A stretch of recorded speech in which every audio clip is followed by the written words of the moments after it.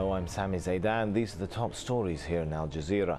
Poland's president has been killed in a plane crash along with 96 other people, including his wife and several of the country's top military and political leaders. Lech Kaczynski was heading to a memorial service in Russia. Officials there say the pilot was advised to land elsewhere because of thick fog. Warnings, they say, he ignored. Well, the United Nations is urging restraint after deadly clashes between Thailand's security forces and anti-government protesters. The red shirt demonstrators had staged nearly a month of continuous protests in the capital Bangkok. They're demanding the Prime Minister, Abhisit Bhattacharya, steps down. The red shirts are mostly poor people from rural areas. They're supporters of the ousted Prime Minister Thaksin Shinawatra.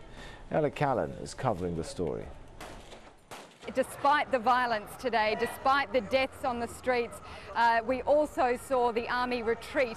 And indeed, when the Prime Minister addressed the nation, he said as soon as they heard there were deaths, he ordered them to retreat. However, it does look like a shaky situation. Many of the military and riot police are said to support the red shirts, given that they're from the same areas in Thailand. Well, thousands turned out to mourn the dozens killed in an uprising in Kyrgyzstan.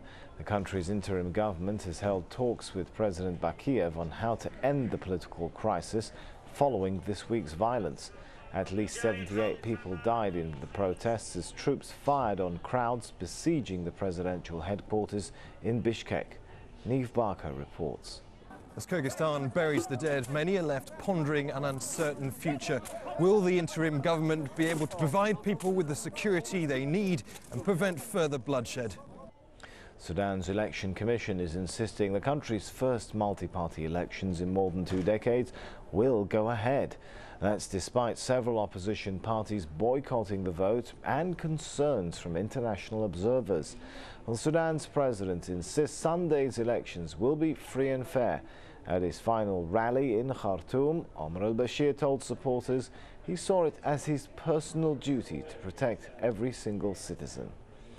And don't forget, you can watch Al Jazeera online. Just head over to our website, aljazeera.net/English, and click on the Watch Now icon. Those are the headlines on Al Jazeera. I'm Sami Zaidan. Thanks for watching.